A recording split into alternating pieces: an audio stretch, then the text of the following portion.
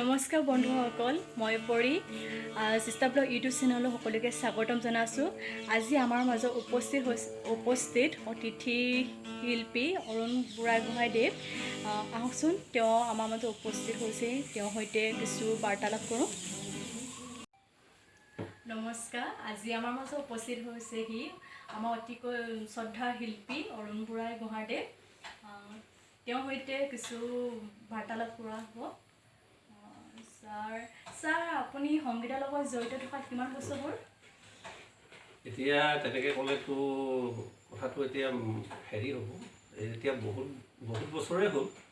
এতিয়া কমচে কম 30 বছৰ 40 বছৰে হৈছেগৈ এই জড়িত থকা। ইয়াৰ লগতে মই আচলতে ক্লাছিকেল ইণ্ডিয়ান শাস্ত্ৰীয় সংগীতৰ চৰ্চাও মই কৰি আছোঁ, আৰু তাৰ কাৰণে মই স্কুল বা ল'ৰা ছোৱালী শিক্ষাদান কৰি আছোঁ।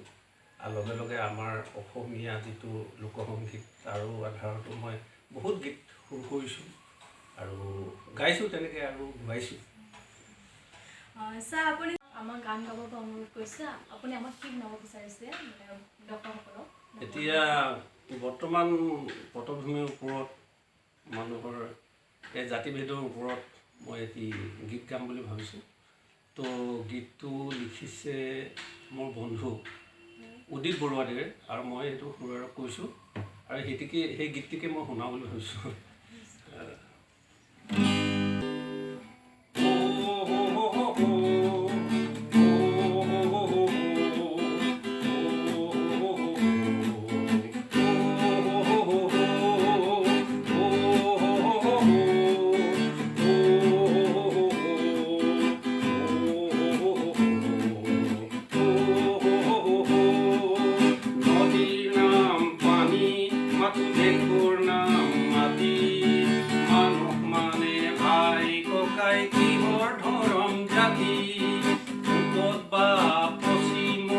পাহাৰ বা অৰণ্যত সেউজ উপত্যকা কিম্বা শুকান মৰুভূমি, প্ৰকৃতিৰ সৈতে সংগ্ৰাম সকলোতে অহৰহ দিন ৰাতি, নদী নাম পানী। বৰণ যদি উচ্চ নিচৰ হয় মাপ কাঠি, ধৰণ কৰণ স্বভাৱাদী হাতে ৰাখি।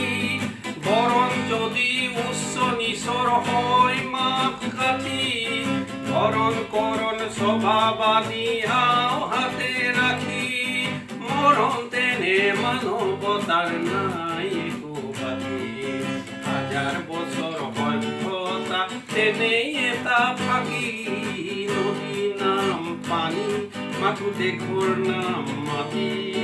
মানুহ মানে ভাই ককাই কিহৰ ধৰম জাতি, পূবত বা পশ্চিমত পাহাৰ বা অৰণ্যত সেউজ উপত্যকা কিম্বা শুকান মৰুভূমি, প্ৰকৃতিৰ সৈতে সংগ্ৰাম সকলোতে অহৰহ দিন ৰাতি, নদী নাম পানী। বাৰু হাবি দিলে সৰু বৰৰ ভেদ, কোনে মনত সোমাই দিলে জাতি দম্ভৰ ভেদ। কোনে বাৰু হাবি দিলে সৰু বৰৰ ভেদ, কোনে মনত সোমাই দিলে জাতি দম্ভৰ ভেদ। একেই ৰঙা তেজৰ বন্ধন সংগঠনে কাটি, দেশ জাতি ধৰ্ম বুলি সীমা পাতি পাতি, সময় আজি চিনি লোৱাৰ সেই দুষ্টজনক, মানুহখিনি দাহ কৰা সেই কলা ধনক। সেই পাপক খবৰ দিয়াৰ সময় আহিল আজি, বিশ্বজুৰি মানৱতা মহাহোদ সাজি। নদী নাম পানী, মাথো দেশৰ নাম মাটি। মানুহ মানে ভাই ককাই কিহৰ ধৰম জাতি, পূবত বা পশ্চিমত পাহাৰ বা অৰণ্যত সেউজ উপত্যকা কিম্বা শুকান মৰুভূমি, প্ৰকৃতিৰ সৈতে সংগ্ৰাম দিন ৰাতি নদী নাম পানী।